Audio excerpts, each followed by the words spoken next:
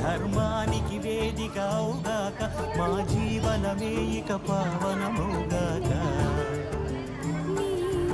పాలన శ్రీకరమౌగాక సుఖ శాంతులు సంపదలిడుగాక